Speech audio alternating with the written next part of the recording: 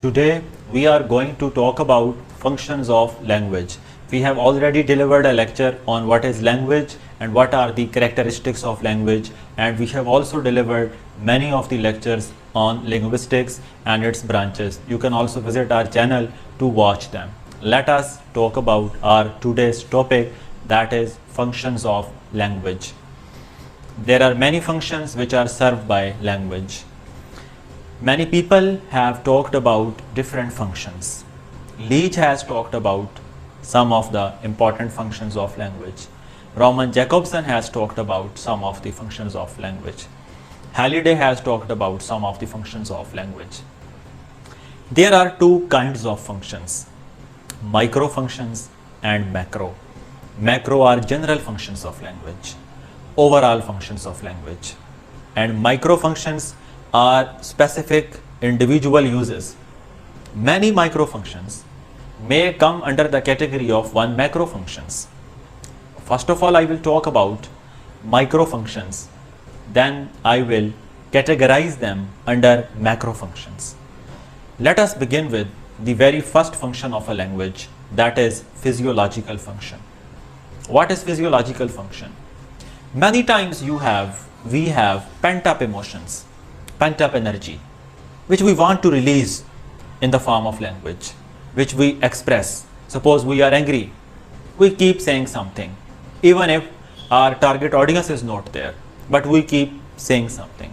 Suppose there is a person who is watching sports, and there is his best player, he is performing well, and the person watching is super excited. He wants to express his emotions, he wants to express his sentiments, so he start shouting in excitement, or maybe he is angry when a player is not performing well.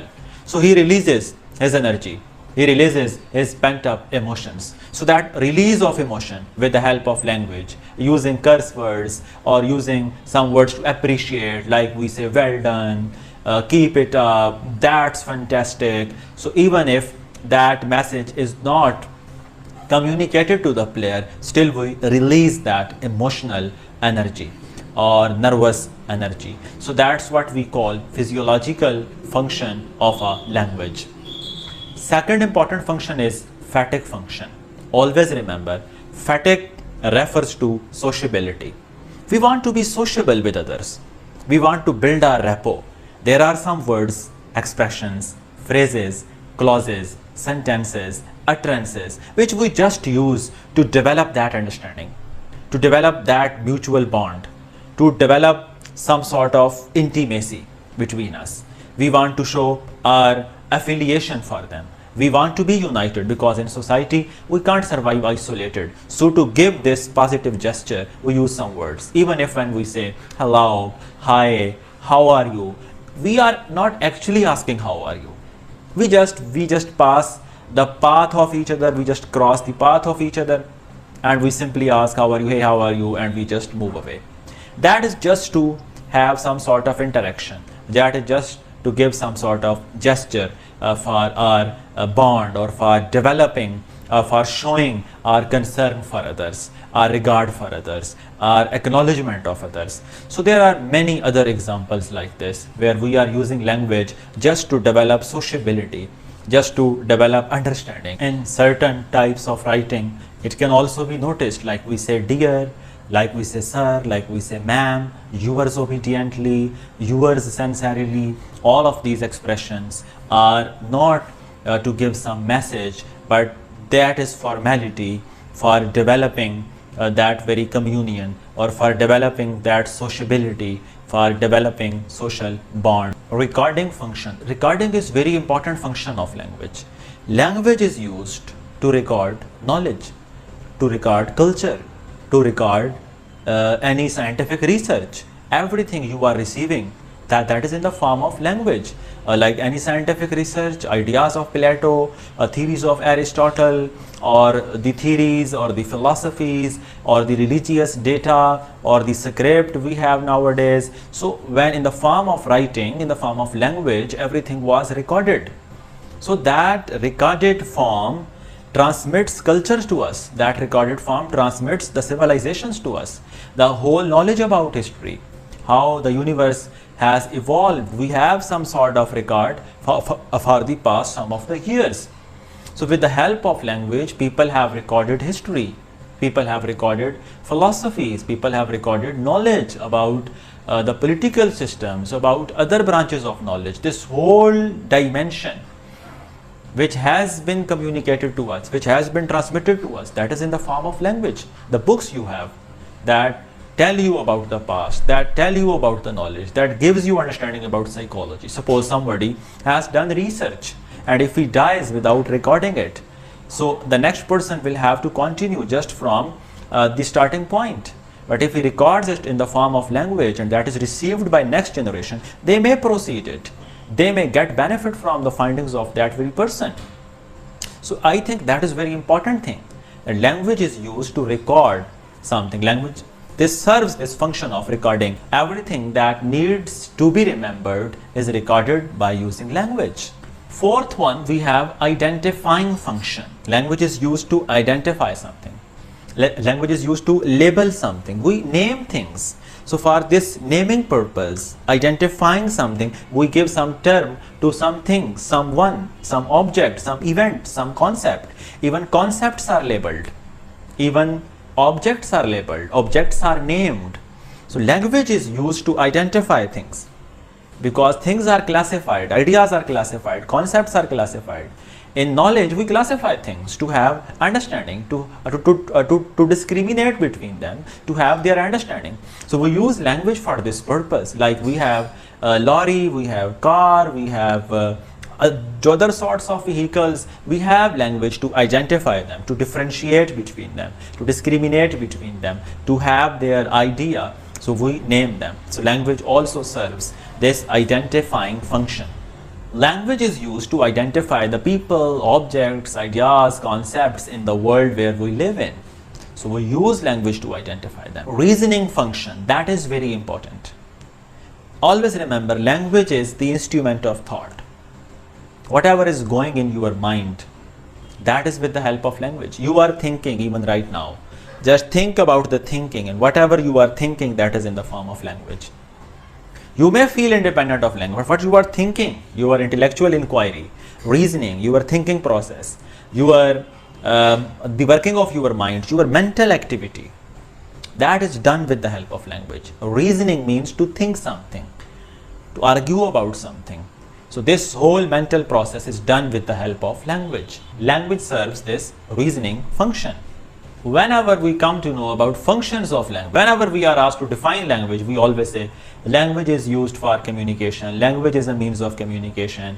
So communication is very important function of language. We communicate in language, we inform others, we promise with the help of language, we request, we order, we suggest someone something.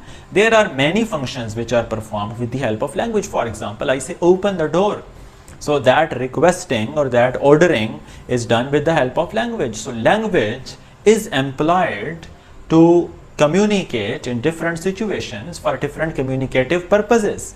As we have already said, requesting, ordering, promising, suggesting, directing, regulating someone, etc. Language is used for the sake of pleasure as well. So we have pleasure function.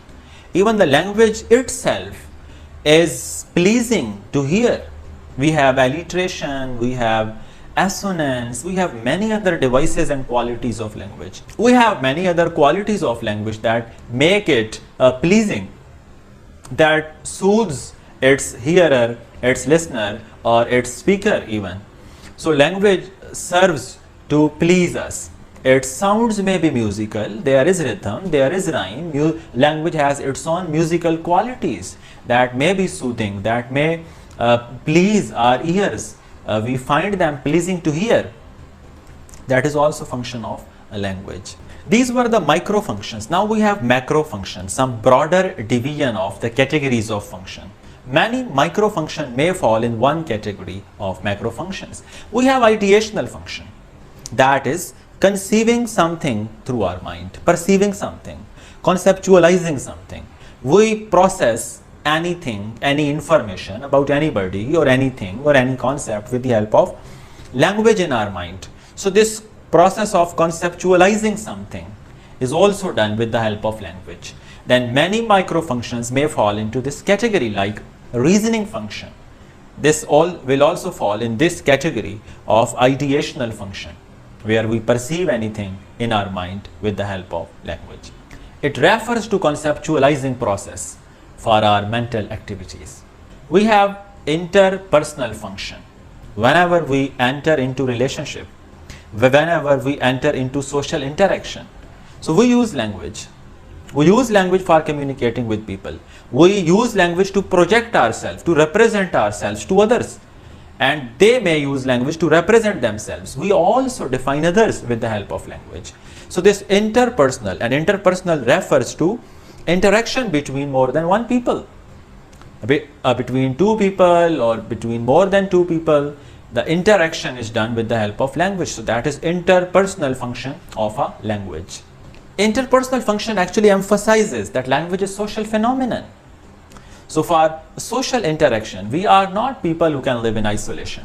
We need to be social. Our survival depends upon this aspect. So we need to interact with people. So language is used for this purpose as well. Even the speaker projects himself. Speaker can project himself with the help of language in any desired way. We have poetic function, as we have talked about one pleasure microfunction that will come in this category, poetic function. Poetic function is not specific to poetry. Poetic function refers to creative use of language. We imagine something, the production of our imagination, like literature, like jokes, like use of metaphor. So we use language in many creative ways, imaginative ways with the help of language. So that refers to poetic function of language, like you crack jokes.